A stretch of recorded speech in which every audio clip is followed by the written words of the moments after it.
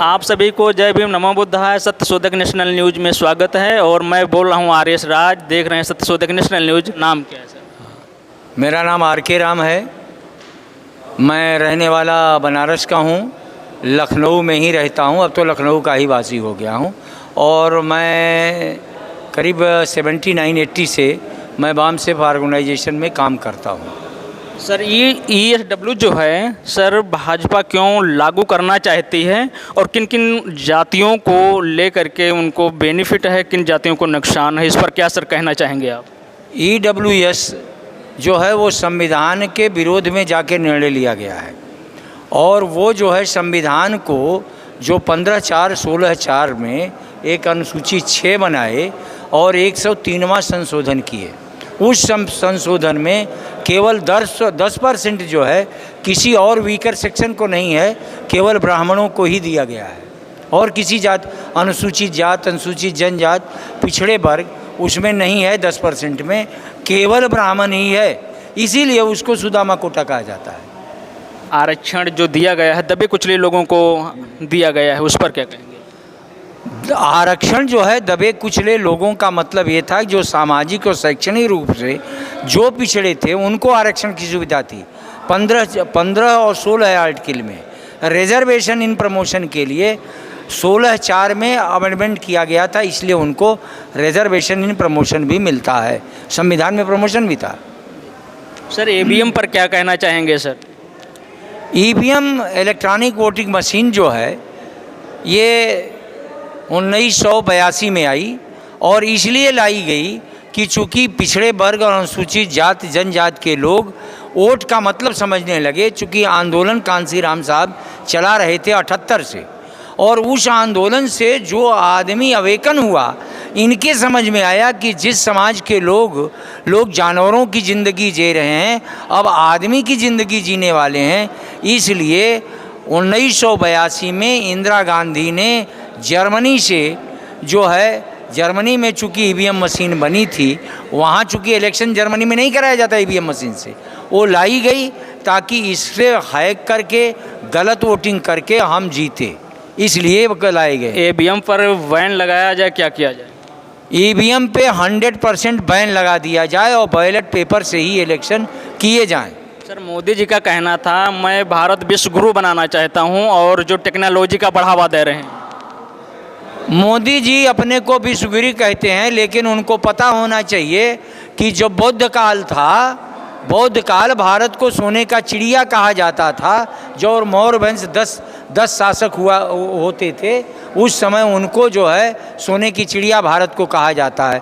वो अपने से आकर के विश्व गुरु कहें, लेकिन विश्व गुरु जो है वो बुद्ध धर्म है और बाबा साहब अम्बेडकर है, इसके अलावा कोई नहीं है। सर आपका नाम क्या है? दिनेश कुमार एडवोकेट और राजस्व परिषद में वकालत करता हूं और लखनऊ में पिछले 27 साल से लखनऊ में ही रह के मिशन से रिलेटेड जितने भी जहां भी इस व्यवस्था की अगेंस्ट काम होता है वहां मैं काम करता हूं। सर तो सर आज जो कार्यक्रम ये हुआ रहा, कार्यक्रम के विषय में क्या कहना चाहेंगे? और सर बामसेफ जो है एक संवैधानिक संस्था की जो संविधान सम्मत काम होता है, संविधान जो हमारा भारत गवर्न, जिससे पूरा भारत गवर्न होता है, उसी सम्मत, उसी विचारधारा को आगे बढ़ाने का, उस विचारधारा में मूलचूल परिवर्तन ना हो, आगे बढ़ाने का एक ऐसा ऑर्गेनाइजेशन है जिससे समाज के सभी वर्गों को समानता का अधिकार मिल सके। तो सर उस पर EVM पर क्या कहना चाहेंगे? EVM पर पूरी तरह से मैं ये कह रहा हूँ कि EVM को बैन किया जाना चाहिए। EVM वोटिंग मशीन पूरी तरह से हैंग होती है। समाज के सभी वर्ग के लोगों को, सभी वर्ग के लोग इस बात को जानते हैं और गांव गिराव शहर में जहां भी आप जाएंगे इसके खिलाफ आवाज़ उठाई जा रही है। इसका मैं चाहूँगा कि इसको पूरी तरह से बैन की जानी चाहिए। ब्राह्मणवाद और लोकतंत्र पर जैसे हत्याएं की जा रही हैं, उस पर क्या कहना? बाद इस व्यवस्था, जो ये व्यवस्था चल रही है पूरी तरह इस समय संविधान के साथ जितना ज़बरदस्त छेड़ किया जा रहा है, ब्राह्मणवादी व्यवस्था को लाने के लिए किया जा रहा है। मैं तो ये चाहूँगा कि ये जो ब्राह्मणवादी व्यवस्था है, आप न्यायपालिका को ले लीजिए, 90-97% ब्राह्मणवादी व्यवस्था काबिज है। कोलिजियम का विरोध होना चाहिए, कोलिजियम पे 100% ब्राह्मणवादी व्यवस्था कायम है। आप विधायिका में चले आइए, 60% ब्राह्मणवादी व्यवस्था काबिज है। मीडिया पे 90% व्यवस्था काबू है। पूरे भारत को ब्राह्मणों ने हाईजैक कर रखा है, जिस तरह से तालिबानियों ने तालिबान को। जो भारत में ESW लागू सरकार गवर्नमेंट कर रही है, तो उस पर क्या कहना चाहेंगे आप? EWS पूरी तरह से असंवैधानिक व्यवस्था है। संविधान में 103वां संशोधन करा के जिस तरह से सरकार ने अपने अनुरूप काम कर लिया है, सिर्फ 10% लोगों को अगर उनको EWS लाना है तो आर्थिक व्यवस्था के आधार पर अगर लाना है तो आर्थिक व्यवस्था पर SC OBC माइनॉरिटी के सभी लोगों के ज़मीनों का आकलन कर लीजिए कि किसके पास कितनी ज़मीनें हैं। आप ज़मीन दे रहे हो एक बिस्वा और EWS उसको बता रहे हो उसके पास 2 लाख की व्यवस्था होनी चाहिए, इनके पास EWS में 8 लाख की व्यवस्था होनी चाहिए। तो सामाजिक विषमता की तो आप स्वयं बात कर रहे हो। मेरे पास 2 लाख की व्यवस्था होनी चाहिए, आपके पास 8 लाख की व्यवस्था होनी चाहिए। तो EWS पूरी तरह से असंवैधानिक रूप से दिया गया सवर्णों का एक लाभ है, जिसको त्वरित संविधान सम्मत करके सुप्रीम कोर्ट को इसे खारिज कर देना चाहिए। बिना इसको प्रपोजल पास हुए ही इसमें भर्तियां चालू कर दी गई थी। सरकार संविधान के अनुसार नहीं बल्कि सरकार के अनुसार चल रही है।